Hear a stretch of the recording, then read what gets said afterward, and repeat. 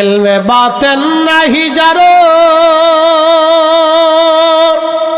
হাসরে সে অন্ধ হয়, ইশকে খুদা নাহি যারো দোজখেতে সেই রয়।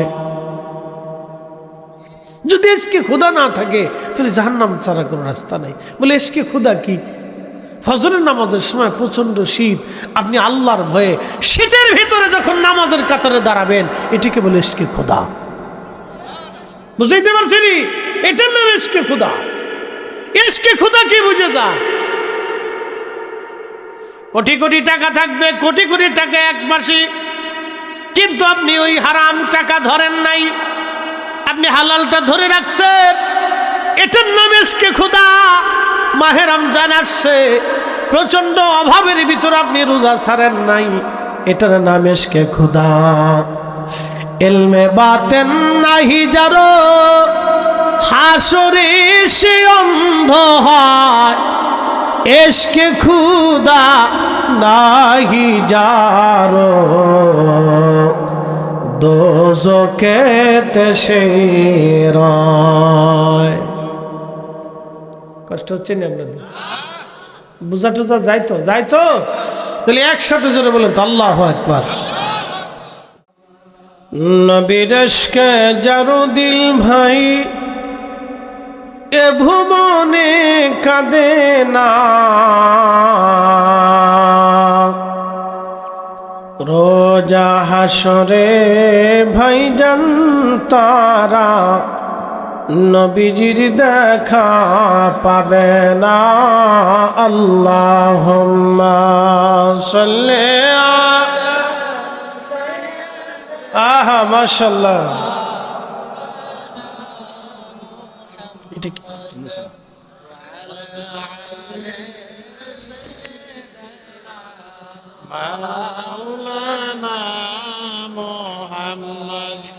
বাড়ি বাড়ি করো রে মন, এ বাড়ি ঘর তোমার না। কথাটা সত্য না মিথ্যা? বাড়ি বাড়ি করো রে মন, এ বাড়ি ঘর তোমার না।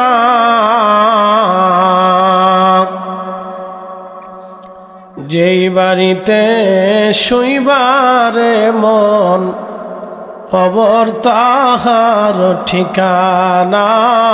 আল্লাহুম্মা সাল্লি আলা। এই মাসের একটা অত্যন্ত গুরুত্বপূর্ণ একটা দিক আছে, এটা আমাদের অনেকেই বিষয়টা তেমনভাবে উপলব্ধি করে কিনা আমি জানি না।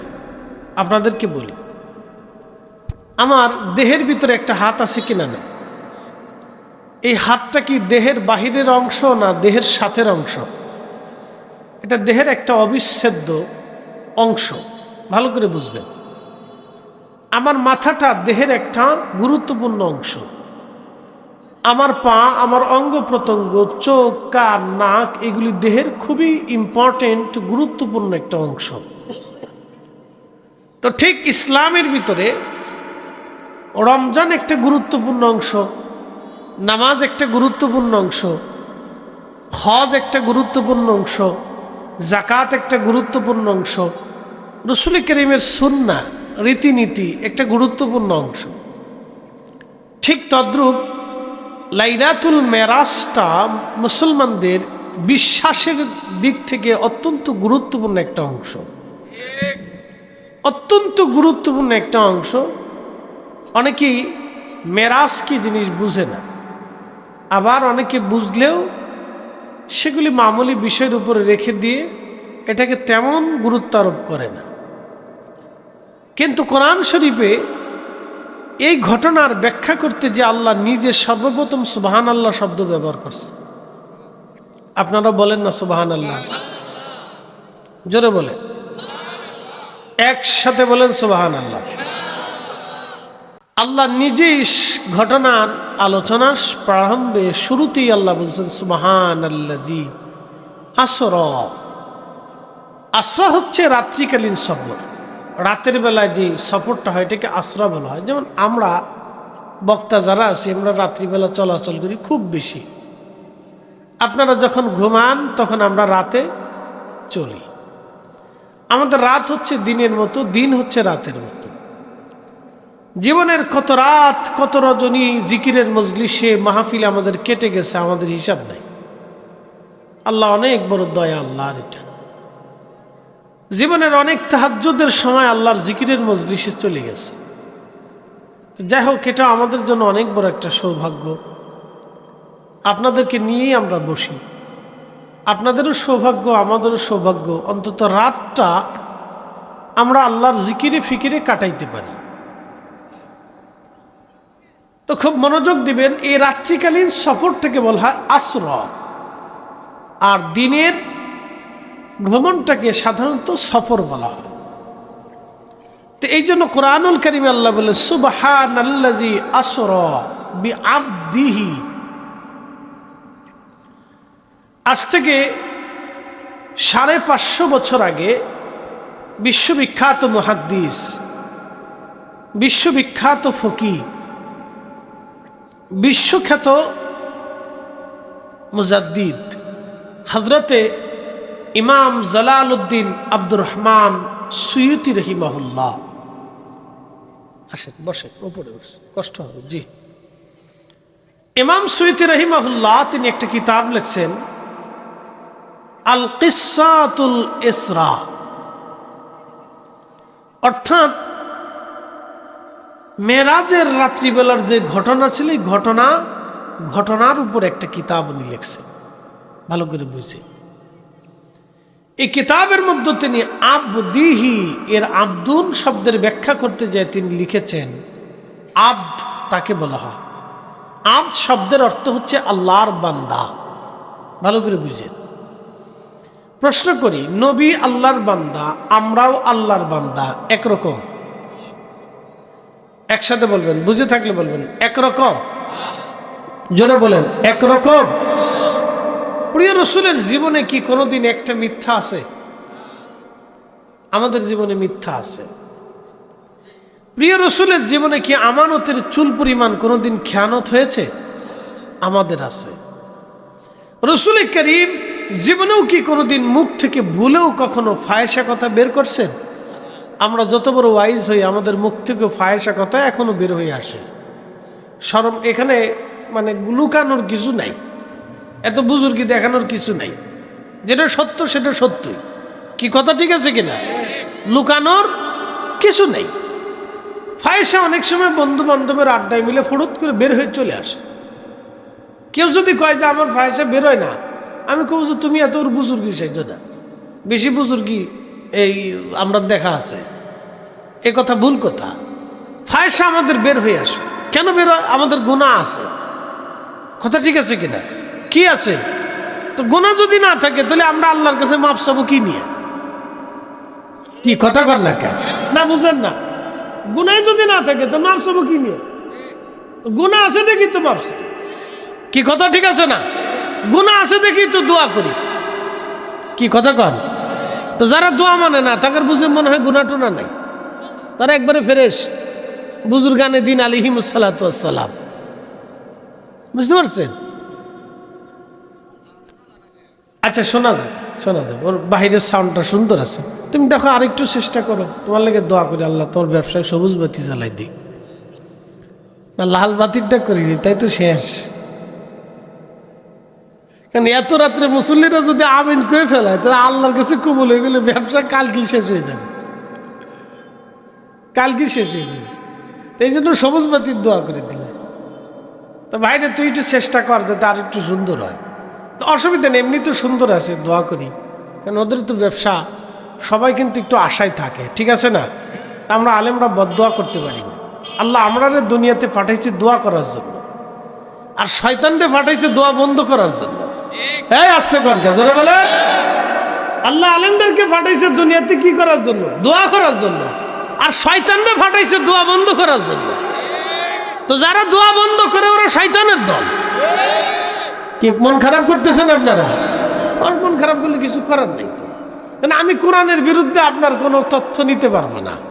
রাসূলের সিদ্ধান্তের বাইরে আমরা কারো সিদ্ধান্ত নেব না। কথা ঠিক আছে কিনা? রাসূল করিম বলেছেন দুবুরুস সালাতিল মাকতুবা, ফরজ নামাজের পরে দোয়া কবুল হয়। রাসূল নিজে দোয়া শিখাইছেন, তাহলে আমি আপনারে যত বড় বুজুর্গ হন আপনারে মানবই না। কি কথা ঠিক আছে না? আপনারে মানবই না, অবশ্যই না। তো খুব মনোযোগ দিয়ে কথা শুনবেন, গুরুত্বপূর্ণ কথা। তা আমাদের আল্লাহ গুনাহ দিয়ে রেখেছে, আমাদের গুনাহ হয়, কিন্তু রাসূলের কি কখনো হয়েছে? আমাদের ভুল হয় কিনা? নবীজির কি কখনো ভুল হয়েছে? ভুল হইলে নবী হইতে পারত না। কথা ঠিক আছে কিনা? ভুল হতো না। তো খুব মনোযোগ দিবেন। আবুদুন শব্দটা রাসূলের বেলায় যেমন আমাদের বেলায় তেমন না, আবার আমাদের বেলায় যেমন রাসূলের বেলায় তেমন না। বিআবদিহি লাইলাম মিনাল মসজিদিল হারামি ইলাল মসজিদিল আকসা। রব্বুল আলামিন বললেন, আবদুন আমার বান্দাকে আমি সফর করাইলাম। এই বান্দা আব্দুন কাকে বলা হয়? ইমাম সুয়ুতি লেখলেন, দেহ আছে কিন্তু রুহু নাই, তাকে আব্দুন বলে না। শুধু রুহু আছে কিন্তু দেহ নাই, তাকে আব্দুন বলে না।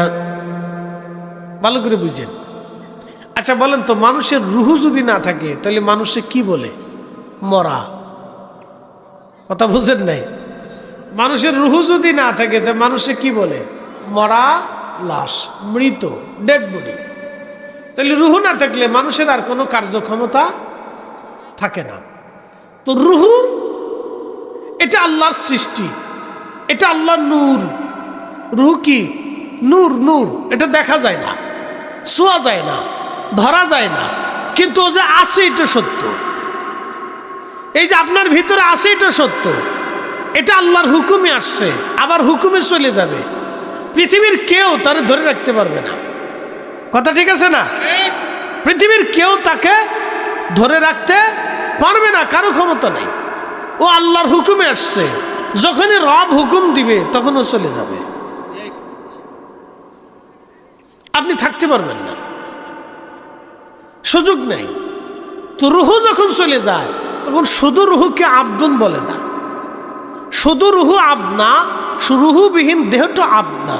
যখন দেহের ভিতরে রুহু থাকবে তখন এটাকে বলা হয় আবদুন, আব্দ, বান্দা। মনে রেখেন, এটা সারা জীবন মনে রাখবেন। আল্লাহ বলেন, সুবহানাল্লাযী আসরা বিআবদিহি লাইলাম মিনাল মসজিদিল হারাম। আমার বান্দাকে আমি বাইতুল্লাহ থেকে বাইতুল আকসার দিকে আমি তাকে সফর করাইলাম, আশ্রয় করাইলাম, রাত্রিকালীন ভ্রমণ। আমাদের দেশে একদল আছে, তারা বলবে মেরাজটা স্বপ্নে হয়েছিল, এটা বাস্তবে হয় নাই। আবার কেউ বলবে মেরাজ রজব মাসে হয় নাই, রমজান মাসে হয়েছিল। বুঝতে পারছেন? মানে বাংলাদেশে যে কত তালের মানুষ আছে, আমি মাঝে মধ্যে তাল খুঁজে পাই না। কত তালের যে লোক আছে দেশে। এই জন্য একটা কথা আপনাদেরকে বুঝাই, ইসলাম অলিদের কাছে নিরাপদ। আপনি ঠিক বললেও ঠিক, না ঠিক বললেও ঠিক। যদি আপনারটা ঠিক হয় যে আপনি মানতেছেন না, না ইসলাম অলিদের কাছে নিরাপদ না, তাহলে পরে শাহজালালটা আপনি আমার বুঝাই দেন, খাজা বাবা আজমিরিরটা আমাকে বুঝাই দেন, মুজাদ্দিদ আল-ফিসানি সেরহিন্দিরটা আমাকে বুঝাই দেন। এই ভূখণ্ডে অসংখ্য অলিরা আসছিলেন, তাহলে তাদেরটা আমাকে বুঝান। যদি অলিদেরটা ঠিক না হয় তাহলে বুঝান তারা অলি কেমনে হলে আমার একটু বুঝান। তাহলে আমাকে বুঝাই দিতে হবে, এদেশে 60 লক্ষ আলেম থাকার পরেও একজন হিন্দুরও মুসলমান বানাইতে পারি না, অথচ খাজা বাবা আজমিরি একা 90 লক্ষ মুসলমান বানাইলেন। তাহলে ওনার জবান আর আমাদের জবান, 60 লক্ষের জবান এক পাশে রাখেন আর ওনার জবানটা আর এক পাশে দিয়ে রাখেন, তাহলে জবানটা কারটা শ্রেষ্ঠ এবার বুঝিলেন। পরিসংখ্যানে আসেন, ঝগড়া করার দরকার নেই, হিসাব কিতাবে আসেন, সূত্রের ভিতরে আসেন। আমরা 60 লক্ষ এক পাশে আর উনি আর এক পাশে। 60 লক্ষ বাদ দেন, এই উপমহাদেশের ভিতরে অন্তত 1 কোটির মতো আলেম আছে। ভারতে, পাকিস্তানে, বাংলাদেশে, মায়ানমারে, মালদ্বীপে, রোহিঙ্গা দিয়ে এই মোটামুটি এই উপমহাদেশের ভিতরে প্রায় 1 কোটির আলেম আছে। ছোট বড় সব দিয়ে 1 কোটির মতো, হাফেজে কোরআন কারিয়ানা দিয়ে 1 কোটির মতো আছে। তুমি 1 কোটি মানুষ আমরা যা পারি নাই, খাজা বাবা আজমিরি তার চাইতে 90 গুণ বেশি করে দেখাই দিয়ে গেছে। আসতে কনকে উনি যদি না আসতেন তাহলে আপনার মুসলমানই হইতো না। হিসাব বরাবর, বরাবর হিসাব। আপনি মানলে মানেন, না মানলে না মানেন, হিসাব বরাবর। আল্লাহ যদি ওনারে না পাঠাইতেন তাহলে আপনাদের মুসলমানই হইতো না। মুসলমানই ছাড়াই সারা জীবন থাকা লাগতো, খাতনা ছাড়াই সারা জীবন থাকতে হইতো।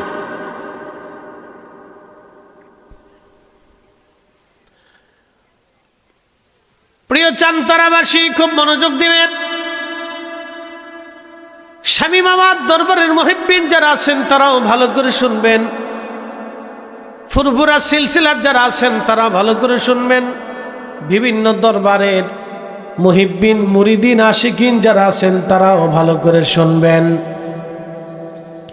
আল্লাহ রাব্বুল আলামিন রাসূলকে জাগ্রত অবস্থায় মেরাজ করিয়েছিলেন, তার প্রমাণ দিতে যাই ইমাম সুয়ুতী লিখলেন, বিআবদিহি লাইলাম মিনাল মাসজিদিল হারাম।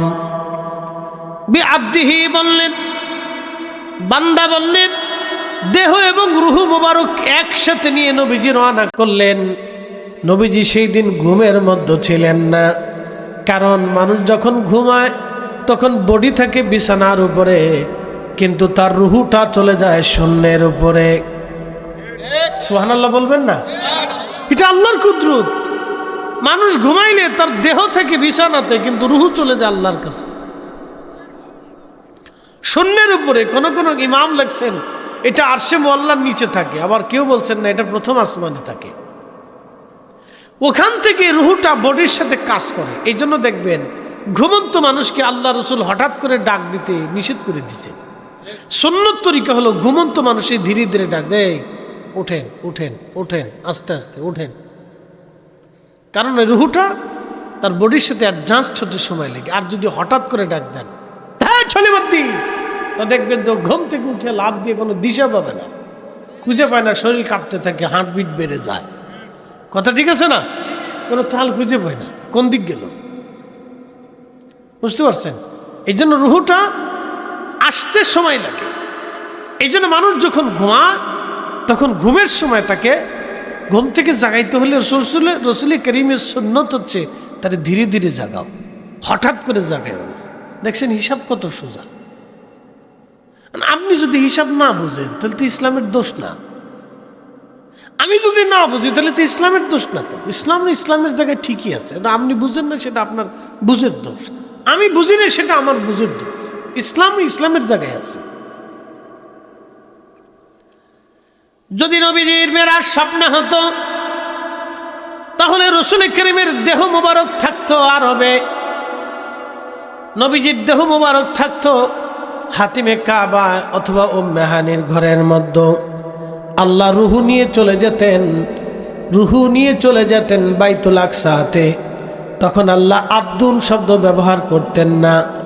দেহের সাথে রুহু, রুহের সাথে দেহ একসাথে নবীজিকে আল্লাহ যখন নিয়ে চলে গেলেন জাগ্রত অবস্থায়, তখনই আল্লাহ বলেন, বিআবদিহি লাইলাম মিনাল মাসজিদিল হারাম। কি চমৎকার ব্যাখ্যা ইমাম সুয়ুতী করছে, এটা মাথার ভিতর কাজ করে না। এটা পড়ার আগে জীবনেও আমাদের মাথায় এটা কাজ করে নাই। অথচ 550 বছর আগে বিশ্ববিখ্যাত ইমাম 1500 কিতাব লেখছে, 2 লক্ষ হাদিস মুখস্থ ছিল না। কত বড় মুহাদ্দিস ছিলেন এবার চিন্তা করেন। ইসলামের এলেমের এমন কোনো দিক নাই, এমন কোনো বিষয় নাই যে বিষয়ের উপর উনি কিতাব না লেখছে। সোজা হিসাব আর কি। ওনার মতো আর একটা খুব পাওয়া বড় মুশকিল। এমন একজন প্রসিদ্ধ মুহাদ্দিস যিনি ইসলামের এমন কোনো সাবজেক্ট নাই, বিষয় নাই, যেই বিষয়ের উপর উনি কিতাব লেখে নাই উম্মতকে ধন্য করে না গেছে। এত বড় ইমাম ছিলেন, এত বড় রাইটার ছিলেন, এত বড় মুহাদ্দিস ছিলেন, এত বড় বিজ্ঞ আলেম ছিলেন ইমাম জালালউদ্দিন সুয়ুতী। আল্লাহর নবী তার উপরে খুশি হইয়া ৭৫ বার স্বপ্নে রাসূল করিম তার সাথে দেখা দিয়ে গেছে। কতবার? কথা কর না, জোরে বলেন। আমাদের দেশে বহু আলেম আছে, রসুলরে দেখছে কয়জন? বুঝতে পারছেন? যেন আলেমের সিগনেচার কিন্তু রসুলের দপ্তর থেকে আসতে হবে, ওখান থেকে মঞ্জুরিয়ত না আসলে, খালি কামিল পাস করলে আলেম হওয়া যায় না, মাদ্রাসায় পড়ালে আলেম হওয়া যায় না। আলেম হইতে হলে রসুলের রেজামন্দি লাগে, সন্তুষ্টি লাগে, সিল লাগে, ইমিগ্রেশনের সিল লাগবে। একসাথে দেখুন আল্লাহু আকবার। মদিনার সনদ না আসা পর্যন্ত তার আলেমের নামের কাতারে কাজ হবে না, মদিনাওয়ালার সনদ লাগতে হবে, ওখান থেকে সনদ আসতে হবে। প্রিয় উপস্থিতি হাজিরিন, আল্লাহর নবীজি, প্রিয় নবীজিকে ঘুম থেকে জাগানো হলো। আল্লাহর নবী বললেন, উম্মে হানির ঘরের মধ্যে ঘুমিয়েছিলাম, জিব্রাইল আমার ঘর ছাদ ফাঁকা করে ভিতরে ঢুকলেন, আমাকে উঠাইলেন, ঘর থেকে বের করে নিয়ে আমার সিনা চাক করাইলেন, ওপেন হার্ট সার্জারি যেটা বলা হয়, বুকের এই নরম জায়গা থেকে ফেরে একবারে নাভি পর্যন্ত ফেরে নিয়ে কালব মোবারক বের করে জমজমের পানি দিয়ে ধৌত করলেন। ইমাম সুয়ুতী রাহিমাহুল্লাহ লেখলেন, ইমাম বাইহাকি দালাইলুন নবুয়াতের হাদিস থেকে তিনি বিশুদ্ধ সনদে একখানা হাদিস এনেছেন। আল্লাহর নবীর জন্য আল্লাহ বেহেশত থেকে খাজিনা ভরে নবীর জন্য এলেম এবং হেকমত নিয়ে আসলেন, এবং হেকমত এনে প্রিয় নবীর কাল মুবারকের মধ্যে আল্লাহর নবী জিব্রাইল ঢুকিয়ে দিলেন এবং বক্ষ মোবারক সেলাই করে দিলেন। এই জন্য আল্লাহ বললেন, কামা আরসালনা ফীকুম রাসূলাম মিনকুম ইয়াতলু আলাইকুম আয়াতিনা। নবী গো, আমি তাদের মধ্যে আপনাকে পাঠাইলাম। কে পাঠাইছে? কাকে পাঠাইছে? রাসূলকে। হুজুর, আমি আপনাকে তাদের মধ্যে পাঠাইলাম, ইয়া রাসূলুল্লাহ, আপনাকে পাঠাইলাম। আপনি আপনার উম্মতকে আমি খোদার আয়াত সমূহ তেলাওয়াত করে, আবৃত্তি করে, হুকুমগুলি, বিধানগুলি আপনি আপনার উম্মতকে জানাবেন, ইয়া রাসূলুল্লাহ। এরপরে আল্লাহ বললেন, ওয়ায়ুযাক্কিকুম, আপনি আপনার উম্মতকে পবিত্র বানাবেন, পাক বানাবেন। আপনি উম্মতকে পাক বানাবেন। এই জন্য ইমান ছাড়া কেউ পাক হতে পারে না। যার ভিতরে ইমান নাই সে অপবিত্র, যার ভিতরে ইমান নাই সে নাপাক, যার ভিতরে কালেমা নাই সে নাপাক, যার ভিতরে ইমান নাই সে নাপাক। ইন্নামাল মুশরিকুনা নাজাসুন, প্রত্যেক অমুসলিম যারা অবিশ্বাসী, লা ইলাহা ইল্লাল্লাহু মুহাম্মাদুর রাসূলুল্লাহ, এই কালেমা সাল্লাল্লাহু আলাইহি সাল্লাম, এই কালেমা যে মানে না সে নাপাক, সে অপবিত্র। এই জন্য রসুলের আব্বা আম্মা ছিলেন পাক। নবীজির আব্বা আম্মাকে যারা কাফের বলবে তারা হলো নিকৃষ্ট শয়তানের দালাল, মুনাফিক। কি কথা কর না কেন? আল্লাহ রসুলের আব্বা আম্মাকে যারা কাফের বলবে তারা নিকৃষ্ট শয়তানের দালাল। কারণ কোন নাপাক ব্যক্তি দিয়ে রসুলকে আল্লাহ দুনিয়াতে আনেন নাই, কোন নাপাকের রেহেমের ভিতরে নবীকে আল্লাহ রাখেন নাই, কোন নাপাকের মাধ্যম দিয়ে আল্লাহ দুনিয়াতে নবীকে আনেন নাই। আল্লাহ পাক রব্বুল আলামিন বললেন, ওয়া তাকাল্লুবাকা ফিস সাজিদিন, নবীজি আপনাকে সেজদাকারীদের মাধ্যমে দুনিয়াতে আনছি। কাজী নজরুল কত চমৎকার লিখলেন, ধুলির ধরা বেহেশত আজ জয় করিল দিল রে লাজ, আজকে খুশির ঢল নেমেছে ধূসর সাহারায় রে সাগর আকাশ বাতাস দেখবি যদি আয় আয় রে সাগর আকাশ বাতাস দেখবি যদি আয়। ও স্বামী বাবার দরবারের মুহিব্বিন টাঙ্গাইলবাসী, ভালো করে শুনে যাবেন। আমার রাসূল করিম আল্লাহ বলেন মায়ুযাক্কিকুম, আপনি উম্মতকে পাক বানাবেন। তার মানে হলো রাসূল পাকেরও পাক, পাক করনেওয়ালা। কি কথা কর না কেন? নবী কি করনেওয়ালা? পাক করনেওয়ালা। তিনি উম্মতকে পবিত্র বানানোর জন্য আল্লাহ থেকে দুনিয়ার মধ্যে পাঠাইলেন। আল্লাহ এখানে শেষ করলেন না, আল্লাহরও বললেন ওয়ায়ুআল্লিমুকুমুল কিতাবা ওয়াল হিকমা। হুজুর আপনি উম্মতকে তাদেরকে কিতাব শিক্ষা দিবেন, হিকমত শিক্ষা দিবেন। কিতাবের নাম হচ্ছে কোরআনুল কারীম শিক্ষা দিবেন। কোরআনের বিধান, কোরআনের আইন, হালাল এবং হালাল, হারাম এবং হারাম, ফরজ ওয়াজিব সুন্নত মুস্তাহাবগুলি শিক্ষা দিবেন। কোরআনের আর একটা দিক আছে, এই দিকের নাম হচ্ছে ইলমে বাতেন। ইলমে বাতেন নাহি যারো হাসরে সে অন্ধ হয়, ইশকে খুদা নাহি যারো দোজখেতে সেই রয়। বলে হুজুর ইলমে বাতেন কি? ইলমে বাতেন হচ্ছে সেই বিদ্যা, মুরাকাবার মধ্যে আপনি বসবেন। আমাদের সিলসিলা, এই ফুরফুরা সিলসিলার একজন ইমাম ছিলেন, তিনার নাম হযরতে শাহ সুফি ফতেহ আলী রসুল নামা। একসাথে বলবেন আল্লাহু আকবার। হযরত আবু বকর সিদ্দিক ফুরফুরাবি রাহমাতুল্লাহ আলাইহির পীর ও মুর্শিদ, তিনি সেই বিশ্ববিখ্যাত আশিক রসুল। ওনার মাজার শরীফ আমি জিয়ারত করেছি। সেই মাজার শরীফ ভারতের মানিকতলায়, ওনার সেই মাজার শরীফে জিয়ারতে গেলাম। আল্লাহর ওলির মাজার শরীফে ঢোকার সময় প্রথমেই যার মাকবারা পাবেন, কবর পাবেন, তিনি হযরত আব্দুল আওয়াল জৌনপুরি রহমাতুল্লাহ আলাইহি, কারামত আলী জৌনপুরি রহমাতুল্লাহ আলাইহির বড় সন্তান। তিনি ইন্তেকাল করলে সুফি ফতেহ আলী রসুলে নামা রহমাতুল্লাহ আলাইহির মাজার শরীফের ওখানেই ওনাকে দাফন করা হয়েছে। এই বিশ্ববিখ্যাত আলেমকে ওইখানে দাফন করা হলো।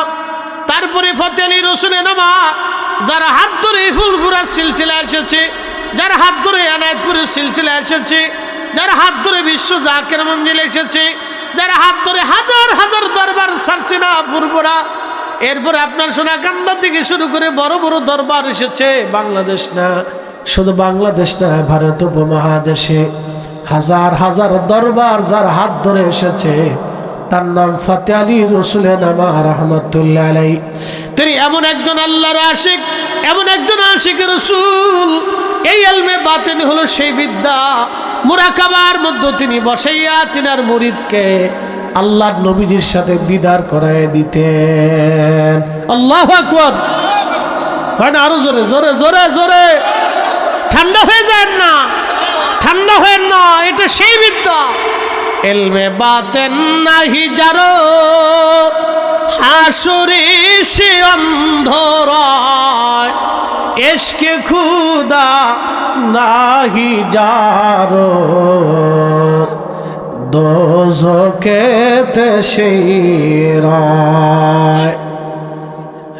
এ হাজিরিন, স্বামী বাবার দরবারের মুহিব্বিন, ভালো করে শুনে যাবেন। ফুরফুরা সিলসিলা এই মাসলাকের সূর্য সন্তানরা ভালো করে জেনে যান। আপনারা কোন কোন দলের অনুসারী শুনে যাবেন। হযরত ফতেহ আলী রসুল নামক তিনি সেই ওলি, মুরাকাবার ভিতরে মুরিদের সাথে, আল্লাহর নবীজির সাথে মুরিদের কানেকশন করায় দিতেন। মুরিদ মুরাকাবায় দেখতেন নবীজির সাথে তার সাক্ষাৎ হয়। তাহলে আপনি বুঝেন তো সে ফতেহ আলী রসুলের নামা কত বড় আশিক রসুল ছিলেন। আল্লাহু আকবার। উনি কত বড় আশিক রসুল, এই জন্য এই জমিনে অলিরা যা করে দিয়ে গেছে, এই জমিনে ওলিরা ইসলামের জন্য যে খেদমত করেছে, আহা, এমন খেদমত পৃথিবীতে কেউ করতে পারবে না। তলোয়ারবিহীন, বিনা রক্তপাতে, বিনা যুদ্ধ দিয়া আল্লাহর ওলিরা এদেশের মধ্যে কালেমার দাওয়াত দিয়েছেন। আচ্ছা, আপনারা বলেন তো, এদেশে মুসলমান শাসকরা ছিল না? সালতানাত ছিল, মুঘল ছিল, নবাবি ছিল, ঘুর ছিল, তুগলক ছিল, কত রাজবংশ ছিল। সবাই ছিল নারী লোভী, সবাই টাকার লোভী, ক্ষমতার লোভী। কি আসতে কনকা? কিন্তু ইসলাম কারা দিয়ে গেলেন? ইসলাম দিয়ে গেলেন ওলিরা। ইসলাম কারা দিছে? জোরে বলেন। ওলিরা। কোন রাজা বাদশা দেশে ইসলাম দেয়নি। তারা এসে রাজত্ব করছে, অর্থ করে নিয়েছে, শাসন করছে, খাইছে দাইছে, আনন্দ ফুর্তি করছে, আর বাইজি না চাইছে, বেড়ে না চাইছে তারা। আর ওলিরা ঘুরে ঘুরে পাহাড়ে পর্বতে, ঝোরে জঙ্গলে, গাছের নিচে থাইকা, গাছের পাতা খাইয়ে খাইয়ে না খাইয়া তারা মানুষের দ্বারে দ্বারে যায় যে কালেমার দাওয়াত দিচ্ছে।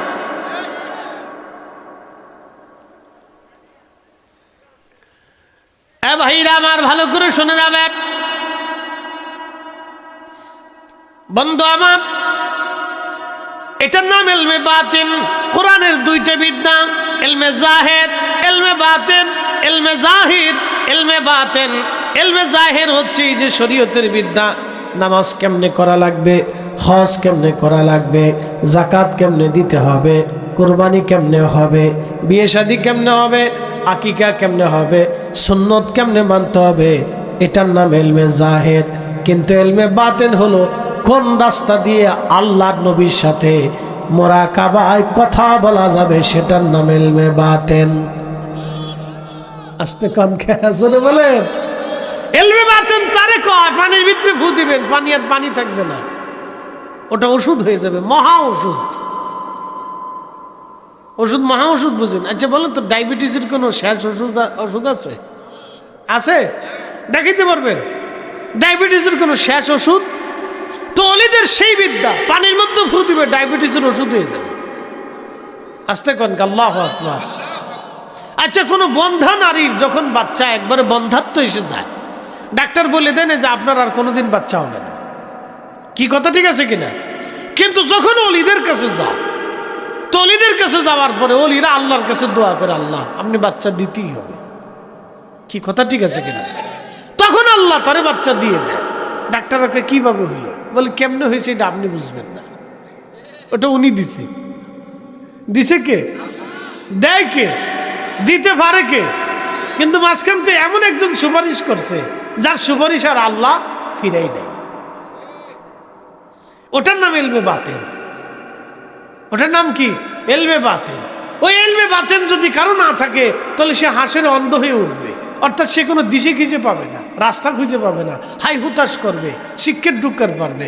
আর ইলমে বাতিন যার থাকবে, আল্লাহ তারে নিয়ে একবারে নিয়ে কোথায় রাখবে জানেননি? একবার আরশে মুআল্লার নিচে নিয়ে বসায় রাখবে যে আপনি আমার মেহমান, আপনি আমার কি মেহমান। মেহমান যেমন আজকে আমার শামীম ভাই, তিনি আমাকে নিয়ে আস্তে করে ভিতরে নিয়ে বসেছেন, হুজুর কেবলা নিয়ে ভিতরে বসে আমারও সুন্দর করে খাওয়াইছেন। তা আমি আপনাদের ওনার পার্সোনাল মেহমান, এই জন্য কিন্তু ভিতরে নিয়ে গেছে। কথা ঠিক আছে কিনা? যে আমার দাওয়াত করেন সেই জন্য ভিতরে নিয়েছে। কিয়ামতের ময়দানে ওলিদেরকে আল্লাহ ডাক দিয়ে দাওয়াত করে নিয়ে যাবে, আপনি আসেন আমার পার্সোনাল মেহমান, আপনি আরশে মুআল্লার নিচে বসে থাকেন, এইখানে আপনার জায়গা। জোরে কোন আল্লাহু আকবার। এই জন্য কবি ঠিক লিখছেন, ইলমে বাতিন নাহি যারো হাসরে সে অন্ধ হয়, এশকে খুদা নাহি যারো দোজখেতে সেই রায়। যদি এশকে খুদা না থাকে তাহলে জাহান্নাম ছাড়া কোনো রাস্তা নাই। বলে এশকে খুদা কি? ফজরের নামাজের সময় প্রচন্ড শীত, আপনি আল্লাহর ভয়ে শীতের ভিতরে যখন নামাজের কাতারে দাঁড়াবেন, এটিকে বলে ইশকে খোদা। বুঝাইতে পারছেন? এটার নাম ইশকে খোদা। ইশকে খোদা কি বুঝে যা? কোটি কোটি টাকা থাকবে, কোটি কোটি টাকা এক মাসে কিন্তু আপনি ওই হারাম টাকা ধরেন নাই, আপনি হালালটা ধরে রাখছেন। এটার নাম এসকে খোদা। মাহে রমজান আসছে, প্রচন্ড অভাবের ভিতর আপনি রোজা ছাড়েন নাই, এটার নাম এসকে খোদা। ইলমে বাতেন নাহি যারো, হাসরে সে অন্ধ হয়। এসকে খুদা নাহি যারো, দোজখেতে সে রয়। কষ্ট হচ্ছে না আপনাদের? বুঝা টুজা যাইতো তাহলে একসাথে জোরে বলেন তো আল্লাহু আকবার। তো মোহাব্বতে আল্লাহুম্মা সাল্লি আলা, হা জবান খুলে।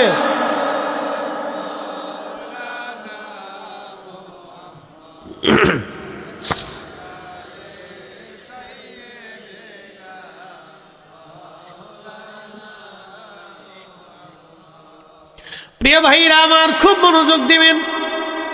প্রিয় নবীজিকে আল্লাহ রাব্বুল আলামিন বলেন, ওয়া ইউআল্লিমুকুমুল কিতাবা ওয়াল হিকমা ওয়া ইউআল্লিমুকুম মা লাম তাকুনু তা'লামুন। ওই যে বাক্য ফিরে কাল মোবারকের ভিতরে আল্লাহ এলেম ঢুকিয়ে দিলেন, হিকমত ঢুকিয়ে দিলেন। ওই এলেম এবং হিকমত ঢুকানোর কারণে দুনিয়ার কারো কাছ থেকে তিনি একটা বিদ্যাও শিখা লাগে নাই। সরাসরি আল্লাহ যার শিক্ষক এবং সরাসরি আল্লাহর যার ছাত্র যিনি, তিনি আমাদের নবী রাহমাতুল লিল আলামিন। এবার ওই নবীর এলেম নিয়ে যারা প্রশ্ন তোলে তারাই হলো বর্তমান জমানার শ্রেষ্ঠ বোকা। কথা ঠিক আছে কিনা?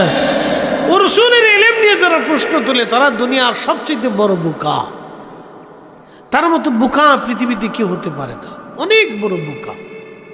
ইসি, এ লোকটা বুঝেই না, দিনই বুঝে না। প্রিয় উপস্থিতি, ভালো করে বুঝে যাবেন। প্রিয় নবীজি আল্লাহ রসুল বললেন, সাহাবীরা রে, এলেম এবং হিকমত আল্লাহ ঢুকিয়ে দিলেন। তারপরে আমার জন্য বোরাক আনা হলো। বোরাকের পিঠে চড়তে যাব, ঠিক এই সময় বোরাক লাফালাফি করে। জিবরাইল আমিন ধমক দিয়ে বললেন, বোরাক রে সাবধান, লাফাইও না। তোমার পিঠের উপরে আজকে যে চড়বে উনি সৃষ্টির সবচাইতে দামি মেহমান। ওনার মতো দামি মেহমান আর কখনো আসে নাই, আর কখনো হবে না। বোরাক রে, ওনাকে আল্লাহ দাওয়াত করেছেন তার মেহমান হওয়ার জন্যে। বোরাক রে, লাফালাফি করবি না, সাবধান হ বোরাক, উনি আল্লাহর মেহমান আজ। প্রিয় নবী বললেন, বোরাক ভয়ে চুপসে গেল। শরীর থেকে টপ টপ টপ টপ করে ভয়ে ঘাম আসতে লাগলো বোরাকের। আমি বোরাকের পিঠের উপরে চললাম, বোরাক রওনা দিল। চোখের দূরত্ব যত দূর দেখা যায়, খালি চোখ দিয়ে যত দূর পর্যন্ত দেখা যায়, বোরাকের প্রত্যেকটা কদম ছিল তত দূর দূরত্ব পর্যন্ত। আমি বোরাকের পিঠের উপরে চললাম, যাইতেছিলাম। যাওয়ার সময় দেখি মারারতু বিমূসা ওয়া হুয়া ইউসাল্লি ফি কবরিহি, মুসা নবী কবরের ভিতরে দাঁড়ায় নামাজ পড়ে। একবার জোরে বলবেন আল্লাহু আকবার। কে নামাজ পড়ে? কোথায় নামাজ পড়ে? কবরের ভিতরে। তাহলে 2000 বছর 3000 বছর আগে ইন্তেকাল করেও মুসা আলাইহিস সালাম যদি রওজা শরীফে নামাজ পড়তে পারে, তাহলে আমরা রসুল বুঝি নাই? তো যারা কয় মদিনায় কেন যাবেন, তোর জবাব দেবেন, বেটা অন্ধ, আমি তো মদিনায় আমার রসুলের কাছে যাব।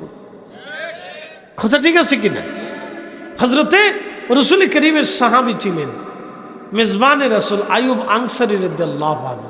তিনি একদিন রওজা শরীফের সামনে, রওজা শরীফকে সামনে নিয়ে, রসুল করিমের রওজা শরীফকে সামনে নিয়ে রওজা শরীফের পাশে বসে বসে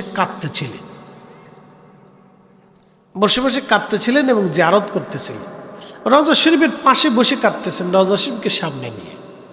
দেখেন, তখন মারওয়ান ইবনে হাকাম, এই শয়তানের নাম শুনছেন, মুনাফিক ছিল, বড় শয়তান ছিল।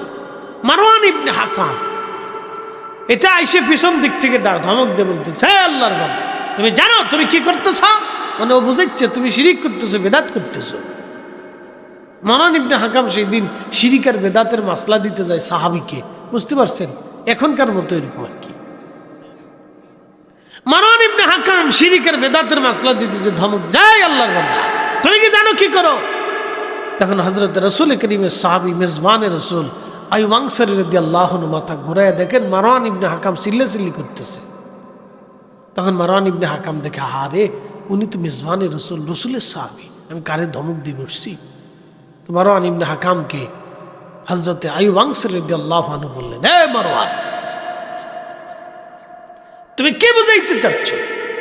আমি আমার রাসূলের কাছে আসছি, ওয়ালা মাতিল হাজার, কোন পাথরের কাছে আসি নাই, আমি নবীর কাছে এসেছি। একসাথে বললেন আল্লাহু আকবার। না হয় না আরো জোরে বলেন, জোরে জোরে জোরে, জিম টিম দিয়ে না, সাহাবীদের ঈমান বুঝে যাও।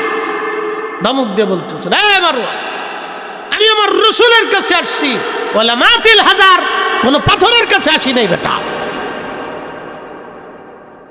আমি আমার রাসূলের কাছে বসছি, কোন পাথরের কাছে বসি নাই।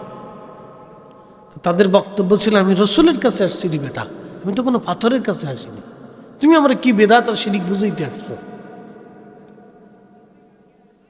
আজকে দশা হয়েছে, তো মুসলমানদের এই দশা হয়ে গেছে।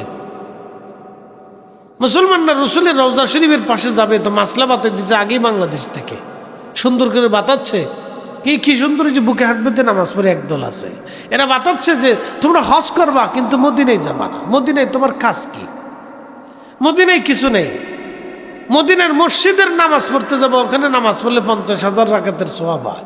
আচ্ছা বলেন তো, মক্কায় নামাজ পড়লে 1,00,000 রাকাতের সওয়াব হয়, মদিনাতে নামাজ পড়লে 50,000 রাকাতের সওয়াব হয়। তাহলে মক্কায় সওয়াব বেশি না মদিনায় সওয়াব বেশি?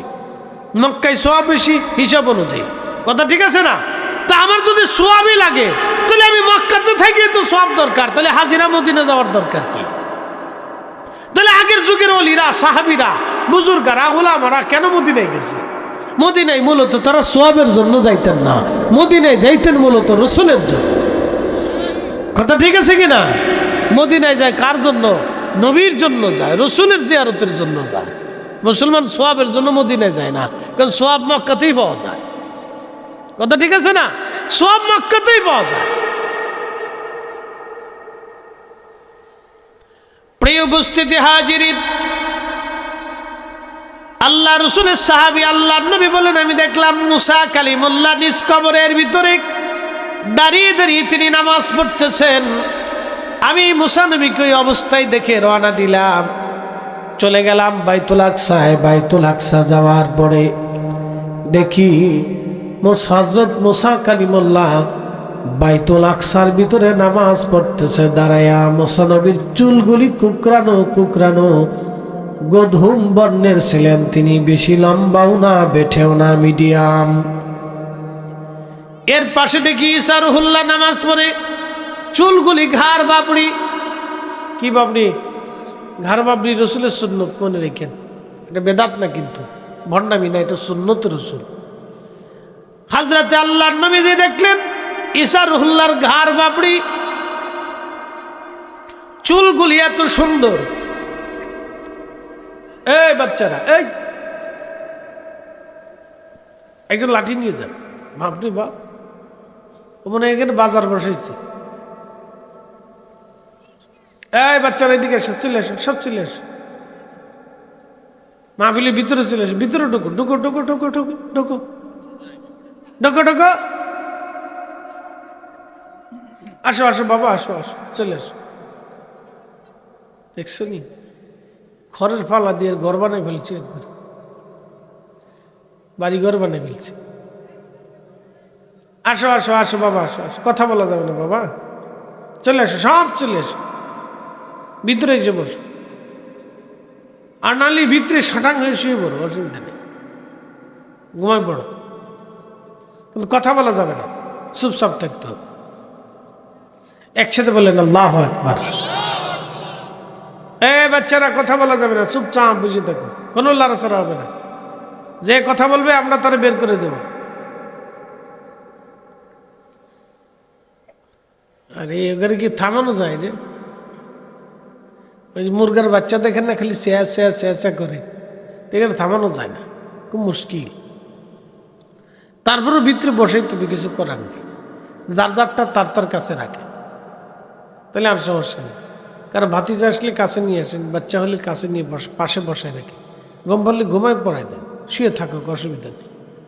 তো মাহফিল শুনতে হবে ওরা আজকে শুনবে, কালকে শুনবে, পরের দিন ওরাই মাহফিল সাজাবে, আমরা কবরে চলে যাব। কথা ঠিক আছে না? পরবর্তীতে ওদের পালা। এই যে আমরা এখানে যারা বসে আছি, 100 বছর পরে কোন জায়গায় থাকবো?